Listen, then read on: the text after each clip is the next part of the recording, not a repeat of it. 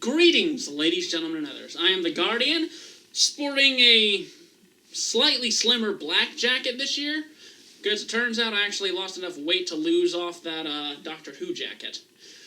It's regrettable in that I like that jacket, but it's also good that I'm taking better care of myself. Regrettably, I still watch a shitload of movies each year. Oh, my poor brain cells. Regardless, though, it's become apparent to me by a number of people that the usual way that I do my videos, my top whatever, McWhatevers, they're long. I talk about a lot of movies, and I take a long time to do it. I mean, last year I saw 55 movies. Am I a fucking animal or something? Do I not have anything better to do? Wow, this became self-deprecating real fast. Well, regardless. This time, I am going to cut my losses and do a simple best and worst list. As well as my pal the Entertainment Freak, which you'll probably see his video by the time this one gets finished. Regardless, though, I'm not going to do a simple top 10. I'm not that kind of person. I originally thought about doing a top 13, but then I realized that's a weird number to land on. So, today, well, this time around, this year, 2019 top 15 best and worst. This intro kind of sucks compared to my other ones. Or is it maybe the best intro I've done? What do you think, random invisible person? It's the word. Fuck you, let's get started. Now, before I get to my top 15 best list, I want to make this clear. I obviously have not seen every movie. I have not seen Us, which I actually did want to see. I didn't see Brightburn, and a number of other films. On top of that, there are a few movies that I did see, but they were just pushed to the honorable mentions. One in particular that's not even in the honorable mentions was Dragon Ball Super Broly. That's a can of worms in and of itself. But outside of that, these are my own opinions, and you are not inclined to agree with me, but you're not allowed to disagree either. So if you don't like my choices, deal with it. Let's begin!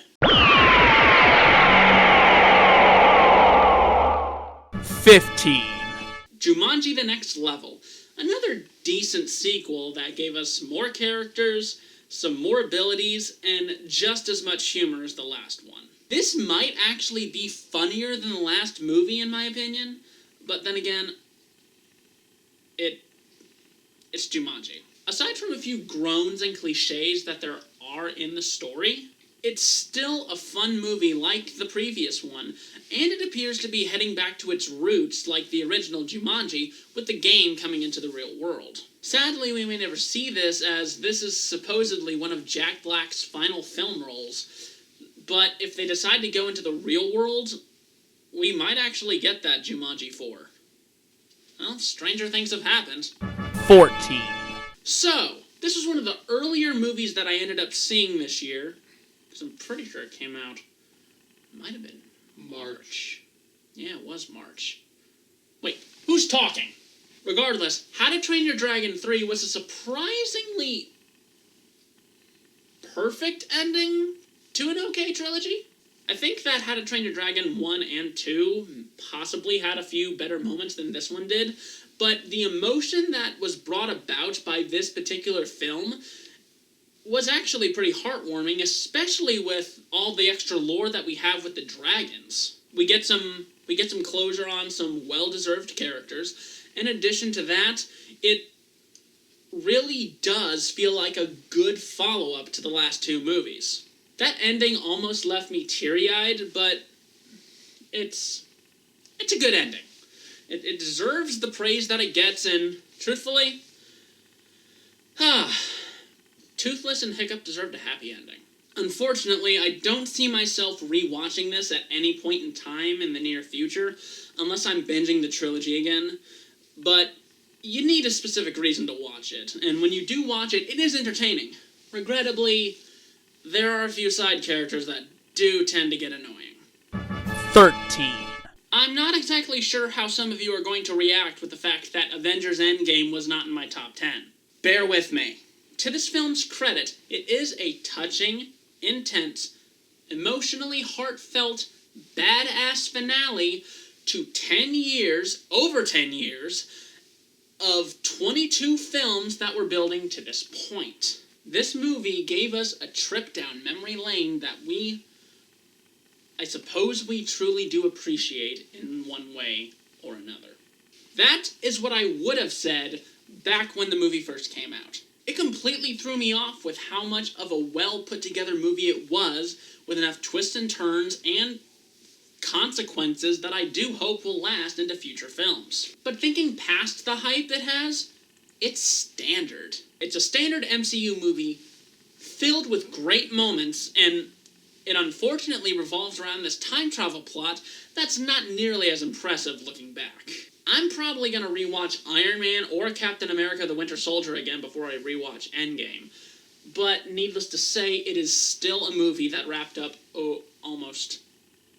essentially 22 movies and over 10 years of build-up.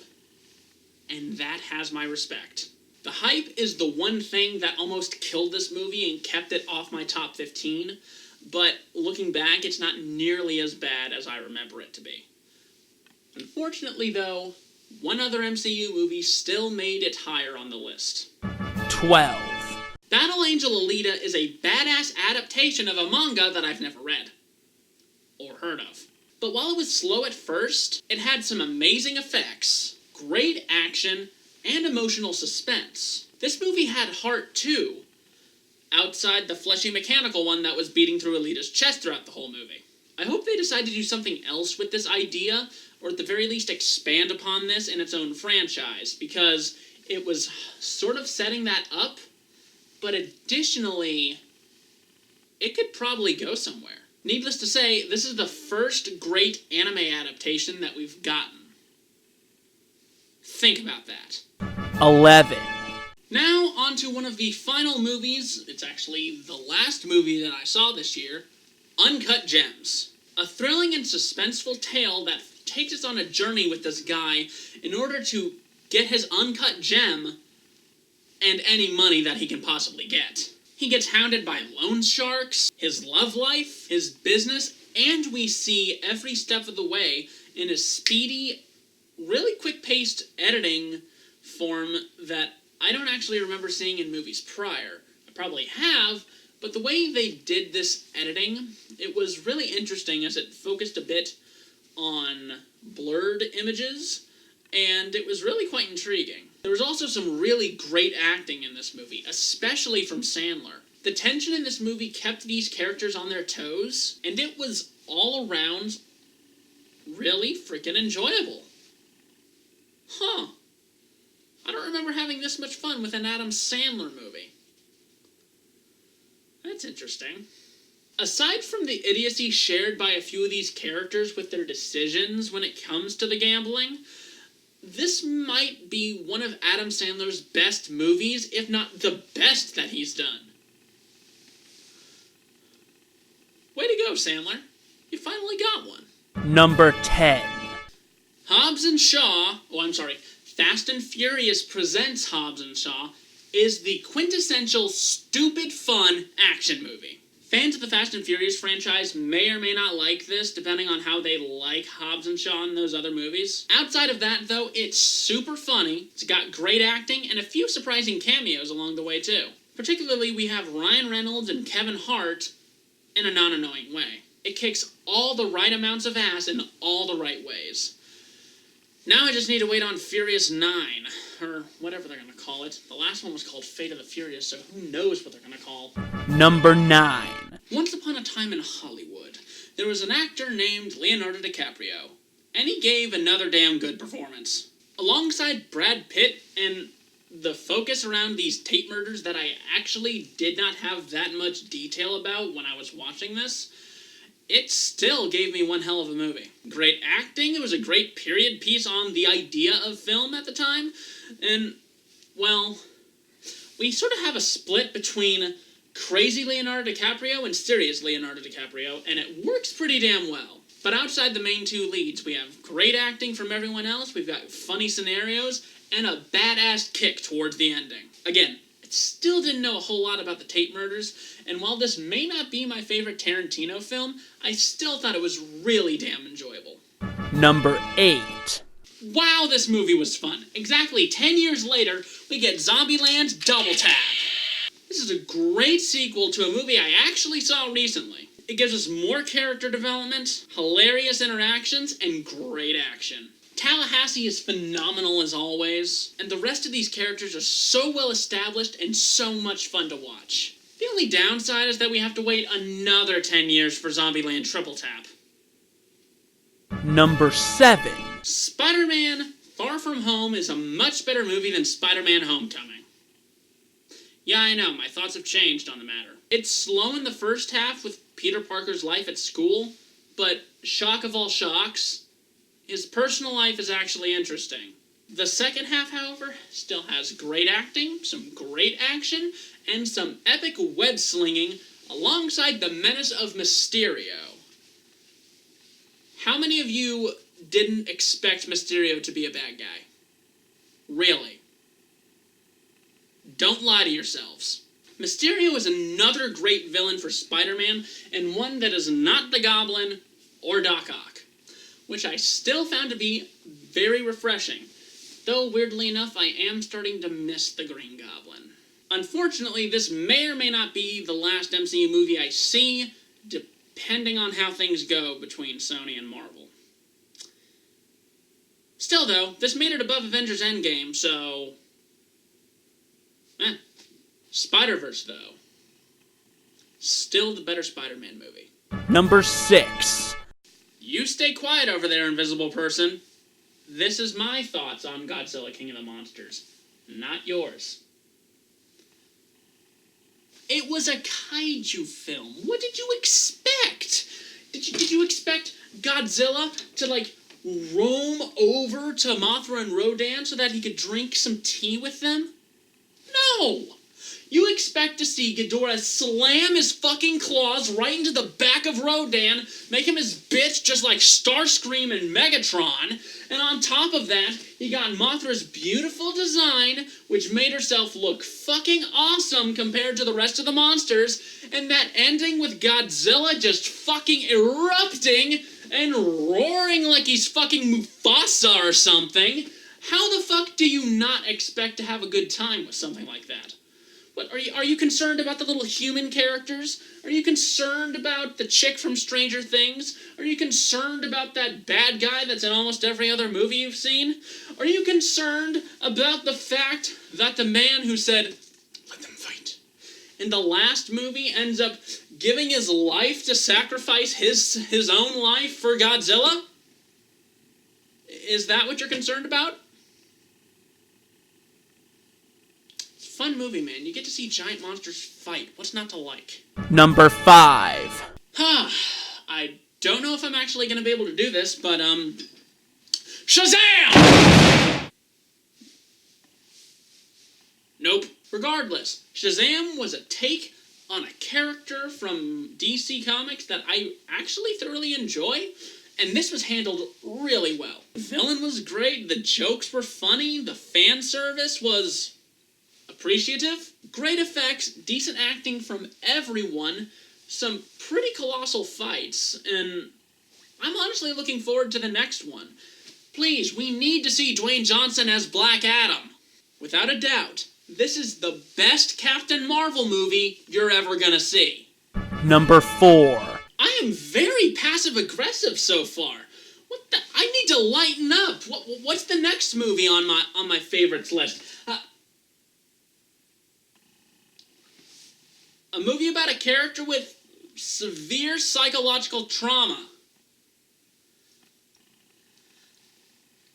Joker.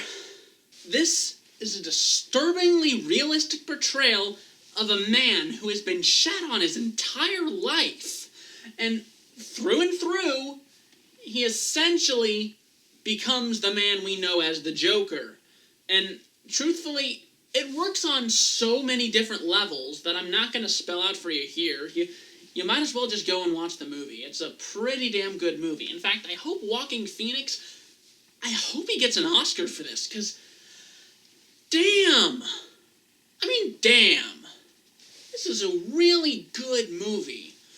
Really great acting, some so phenomenal emotional reactions, and is it a bad thing that I thought it was funny in certain parts?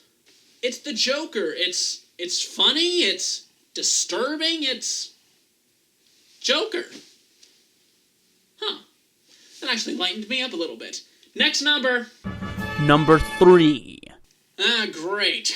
Just as I'm feeling better about myself, I get a movie that I love to the point of shedding tears in the theater and the next time that I rewatched it.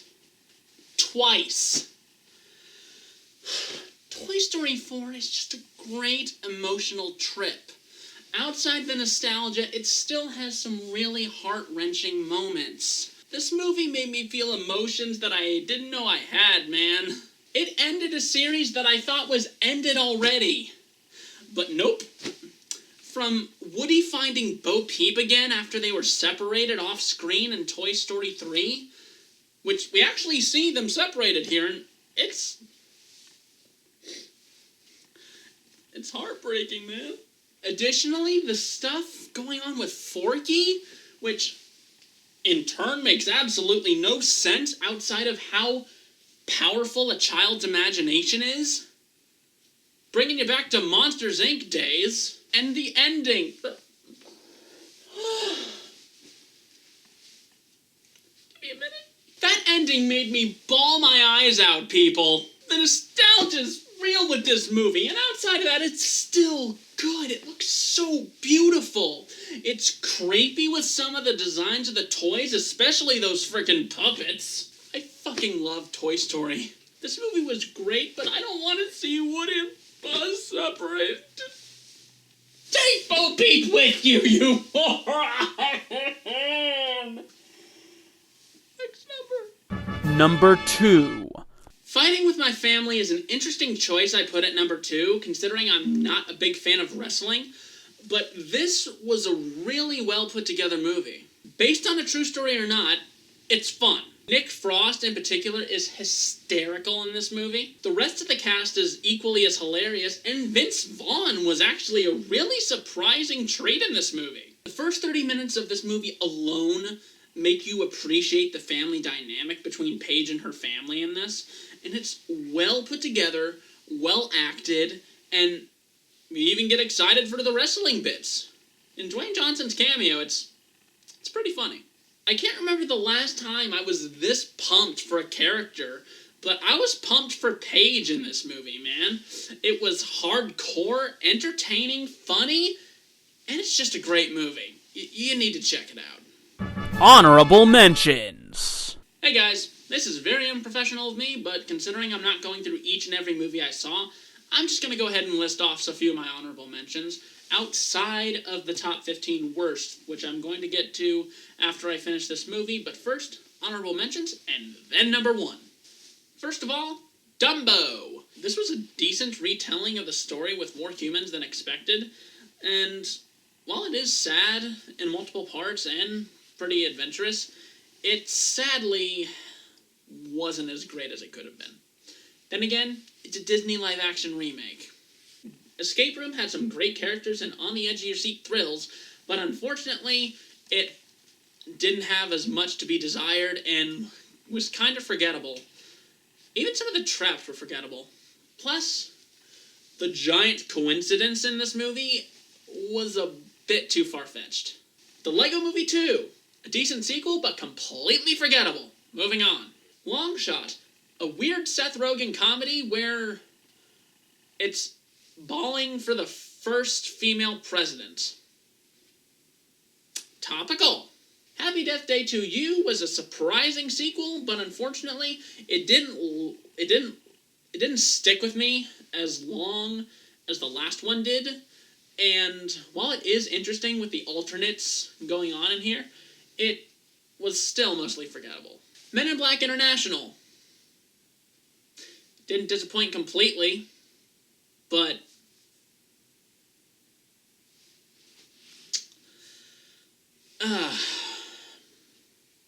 just move on. Frozen 2, another disappointment.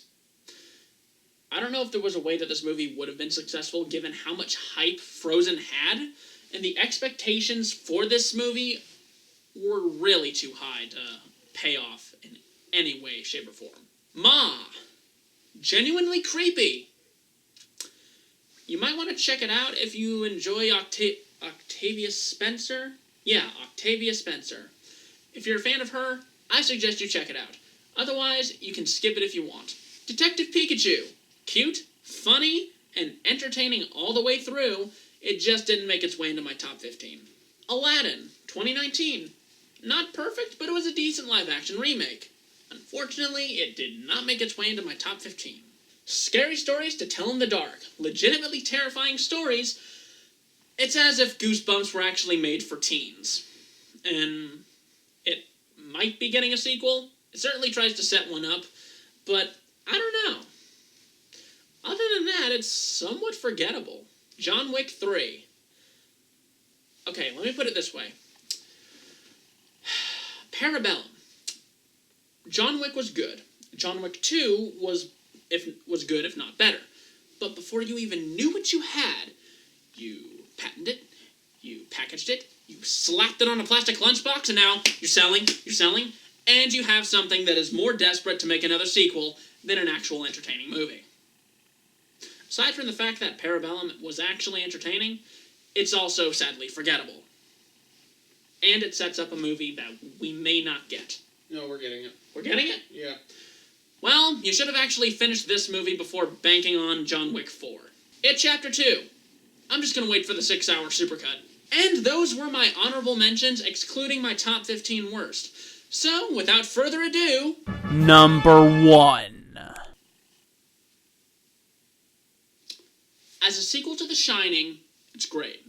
As a movie in and of itself, it's great.